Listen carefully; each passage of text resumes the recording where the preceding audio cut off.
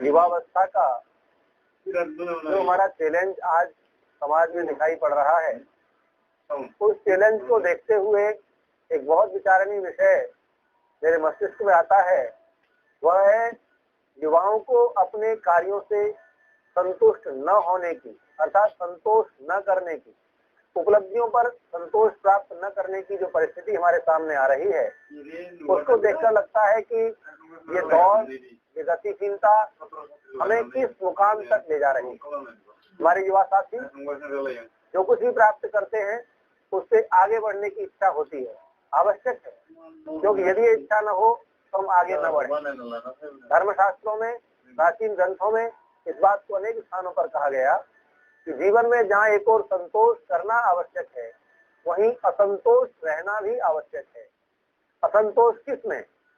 विद्या की प्राप्ति में, धर्म के कार्य में, दान के कार्य में, यज्ञ के कार्य में हमें असंतोष रहना चाहिए।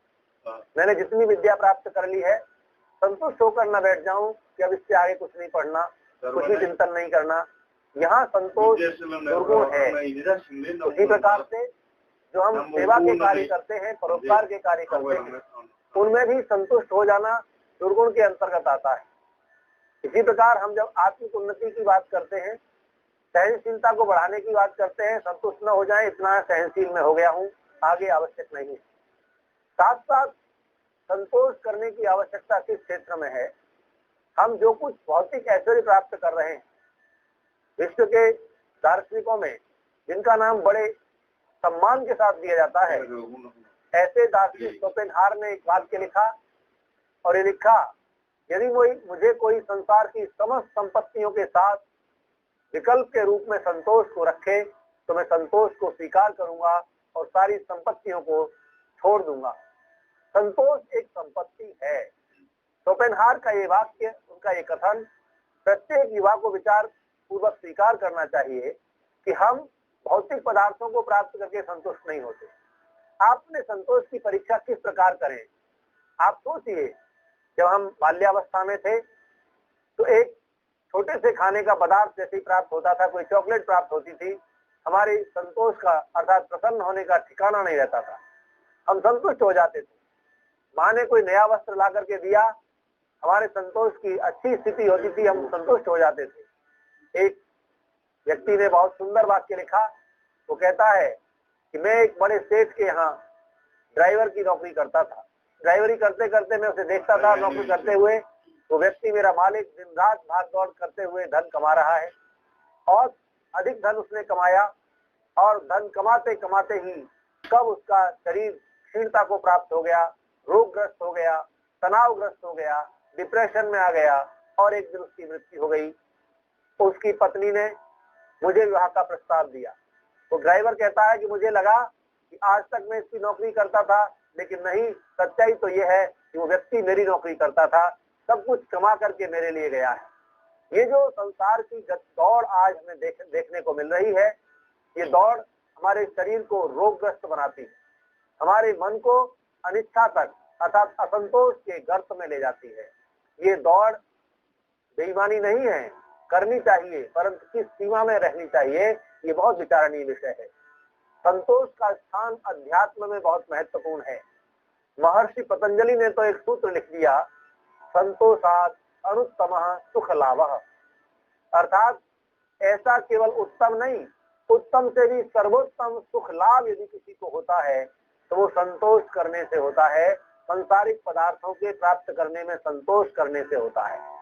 हमें परिश्रम से और पुरुषार्थ से जो कुछ प्राप्त हो रहा है उसको प्राप्त भी करते जाएं और कहीं न कहीं संतोष को ला करके उसके सज्जा के लिए, उसको सजाने के लिए रखें।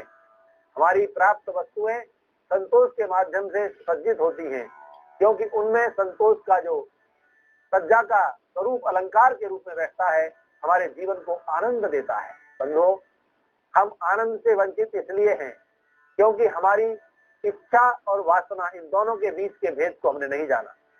जहाँ एक और आत्मा के लक्षणों में इच्छा है, महर्षि गौतम ने लिखा, इच्छा, द्वेष, प्रयत्न, सुख, दुख, ज्ञानानि आत्मनो लिंगम। ये आत्मा की पहचान यदि किसी तत्व से होती है तो उसका पहला लक्षण है इच्छा। इच्छा शक्ति को हम बढ़ाएं, हम बार बार संदेश देते हैं इच्छा शक्ति बढ़ाई जाए, हम शास्त्रों में पढ़ते हैं इच्छा शक्ति को बढ़ाया जाए, और इच्छा शक्ति के लिए विल पावर स्ट्रॉन्ग करने की आवश्यकता होती है। वही इच्छा के साथ साथ हम संतोष को ला रहे हैं। आपको ये प्रश्न हो सकता है, आपके मन में ये प्रश्न आ सकता है, संशय हो सकता है, संदेह हो सकता है, जब इच्छाएं जागृत रखनी चाहिए तो संतोष कैसे होगा? इच्छा और तृष्णा, इन दोनों के सूक्ष्म भेद को जानने की आवश्यकता है। इच्छा आत्मोन्नति के लिए होती है, इच्छा आत्मा की प्रसन्नता के लिए होती है, इच्छा जीवन के सुख को चिरस्थायी बनाने के लिए होती है। इच्छा में हमारी जहाँ अपना होता है वहीं दूसरे के सुख की भी कामना होती है। इसीलिए तो हम वाक्य बोलते हैं, सर्वे भवन्तु सुखिनः सर्वे सन्तु निरामया सर्वे भद्राणि पश्यन्तु मां कश्चित् दुख भाग भवेत्। हमारी इच्छा है सभी सुखी हों, सभी निरोगी हों, सभी कल्याण को देखें, यह है इच्छा। और यदि इच्छा के इस सूक्ष्म भेद के साथ जो दूसरा शब्द ऐसा लगता है कि इच्छा का ही पर्यायवाची होगा, तृष्णा, अभिलाषा, आकांक्षा, ये बहुत सारे कामनाएं, ये सारे जो शब्द हैं ये हमारी इच्छाओं से ही जुड़े हुए हैं। इच्छा करना आवश्यक है क्योंकि आत्मा की पहचान ही इच्छा से होती है, और जो हम इच्छा करते हैं उसके अनुसार प्रयत्न भी करते हैं। प्रयत्न करने से ही हमारी इच्छाओं की पूर्ति होती है, और प्रयत्न करते हुए सुख और दुख की अनुभूति की इच्छा भी होती है। हमारे प्रयत्न सुख देने वाले हों, दुख देने वाले न हों। मेरे युवा साथियों, आपको विचार ये करना है कि जिन इच्छाओं की पूर्ति के लिए हम प्रयत्नशील हो रहे हैं, जिन इच्छाओं के और वासना के सूक्ष्म भेद को न जानते हुए हम वासनाओं की पूर्ति के लिए प्रयत्नशील हो रहे हैं, वह प्रयत्न हमें परिणाम में दुख देने वाला है।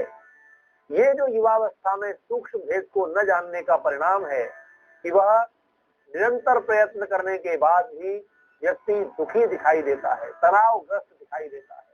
उसका समाधान खोजना है तो आइए इस अध्यात्म के मार्ग की ओर थोड़ा सा समय निकालिए, थोड़ा सा विचार कीजिए। ये मार्ग कहता है कि हमने प्रारब्ध से और पुरुषार्थ से, दो आयाम है किसी भी संसाधन को, भौतिक पदार्थ को प्राप्त करने के। एक है हमारे पूर्वार्जित कर्मों का फल। हमारे युवा साथियों को पूर्व जन्म के विषय में प्रश्न हो सकते हैं, शंकाएं हो सकती हैं, उसका समाधान उचित अवसर पर किया जाएगा।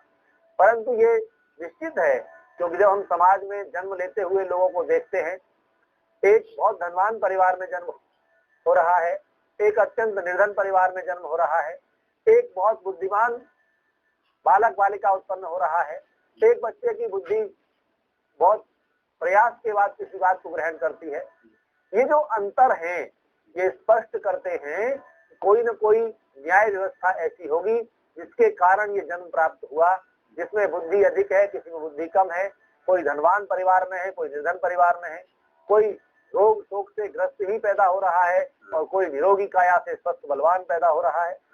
ये सारे भेद पूर्व अर्जित कर्मों के फल के रूप में हमें प्राप्त होते हैं, जिसको मैंने प्रारब्ध शब्द कहा।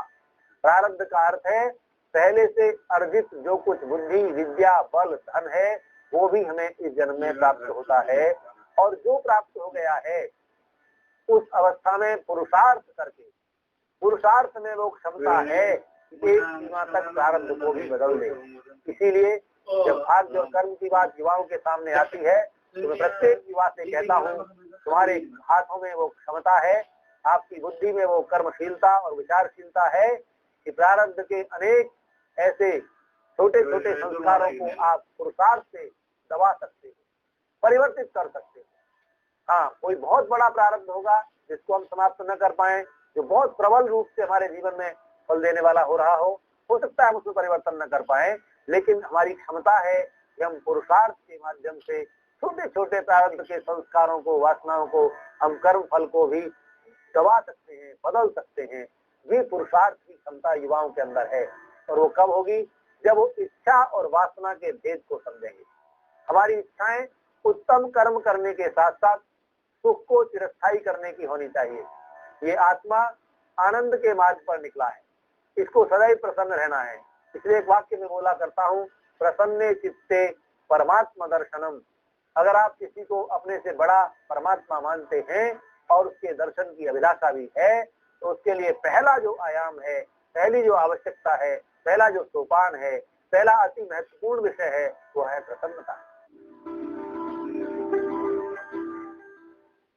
मांसाहार का मतलब है अपने जीवा के स्वाद के लिए किसी और का जीवन खत्म कर देना।